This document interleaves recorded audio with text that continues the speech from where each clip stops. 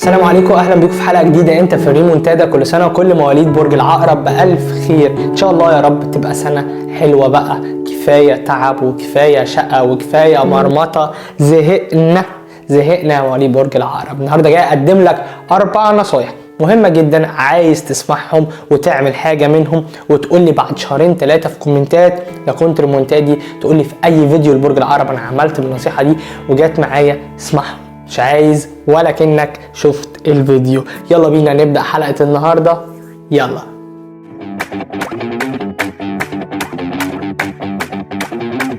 وكالعاده لو كنت جديد معانا في قناتي فانا برحب بيك وبقول لك اهلا بيك. انت في ريمونتادا، انت في القناه دي عشان خاطر تبقى على وضعك كمان، تعرف حاجه جديده عن نفسك او عن غيرك او عن البرج اللي انت مهتم بيه. اهم حاجه انك تبقى فوق، تغير الوحش وتنمي الحلو. ده هدف القناه بتاعتنا. دوس لايك واشترك في القناه، عرفني بنفسك، ده اهم حاجه عشان انا بحب اتعرف على كل الريمونتادويه. اول نقطه معانا عايزك تشتغل عليها كبرج عقرب عامه، ولد والبنت، السنه دي بالذات تتعلم تثق بقى. كفايه شك يا برج العقرب في كل اللي حواليك، كفايه شك في الناس اللي انت اصلا ساعات بتثق فيهم. لا، اتعلم تثق في الناس. ثق، بلاش الشك الزياده، بلاش الودان اللي بتبقى مطقطقه للناس كلها. ما تفكرش انك مش معنى انك فايق لكل الناس فانت كده جامد الجمدان. انت بتشغل بالك بيهم زياده عن اللزوم. اشغل بالك، ما عنديش مشاكل، بس كفايه شك. ابتدي ثق في الناس اللي حواليك الاول، واحده ابتدي ادي الامان.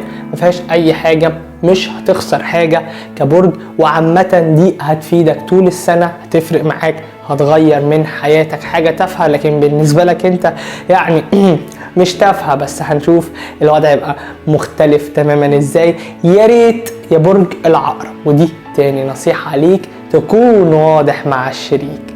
بلاش يا برج العقرب تبقى غامض. السنه دي هتبقى غامض قوي، هتبقى غامض اكتر ما انت غامض. مش عايزك كده السنه دي، عايزك تبقى واضح حتى مع الشريك، تبينه انت عايز ايه. بلاش تبينه ان انت متردد، بلاش تبينه ان انت خايف من انك تعمل حاجه او تعمل خطوه فتندم عليها. بلاش تبينه. ليه؟ لان انت مش فاضي. انت السنه دي مشغولياتك ومسؤولياتك بتكتر كل يوم عن التاني. فبعد اذنك يا برج العقرب بلاش، خليك واضح، خليك ناضج، انك تبقى واضح مع الشخصية ديت. مش هتفرق يعني، الموضوع يعني ابسط من كده بكتير. النقطة اللي بعد كده او النصيحة الثالثة اللي بعد كده عشان ما نطولش حلقة النهاردة على برج العقرب وفعلا هتفرق في حياتك جدا. اتفائل. انا عارف ان انت دايما بتقول ويلا وهتفائل وما بتيأس وبترجع على طول ما بتكملش يوم.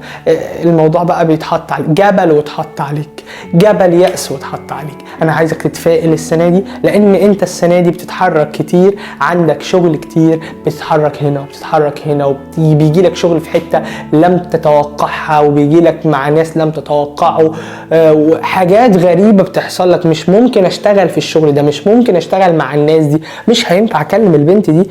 كل ده هيحصل لك، حاجات غريبة هتحصل لك السنة دي، حاجات مش متوقعة. فيعني يا ريت تشتغل على النقطة دي هتفيدك جدا. بس زي ما قلت لك، وضح نفسك.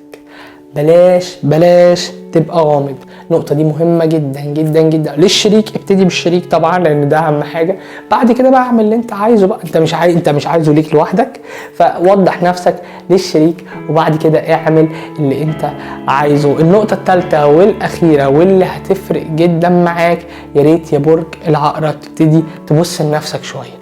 انا ببص للشريك حياتي، ببص للشخص اللي انا عايز أأمن له مستقبله كابني، وببص لاولادي، وببص ان انا لازم انجز ده عشان خاطر. كفايه تضحيه للناس اللي حواليك. هم محتاجينك، هم حياتك، هم نور عينيك اللي بتشوف بيهم. بس انا لازم اشوف نفسي.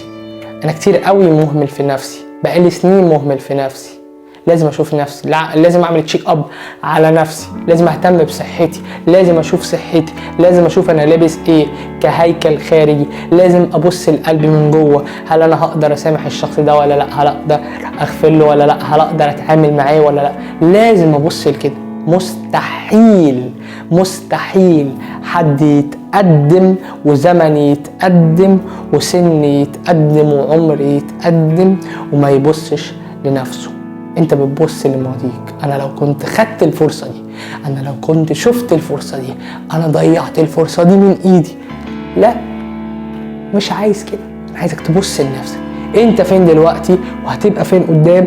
قيم علاقتك بالشخص الفلاني، قيم علاقتك بالشخص العلاني، ايا كان قيم. شوف انا عملت ايه في النقطة دي، انا وصلت لايه في شغلي، انا اهملت نفسي في ايه، انا ضغطت نفسي في ايه.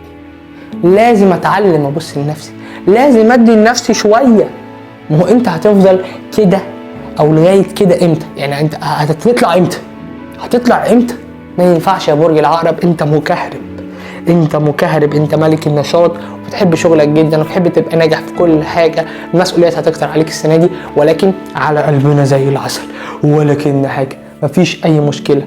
كل الناس عندها كده. لازم ابتدي اطبطب على نفسي، لازم ابتدي اهتم بنفسي اكتر.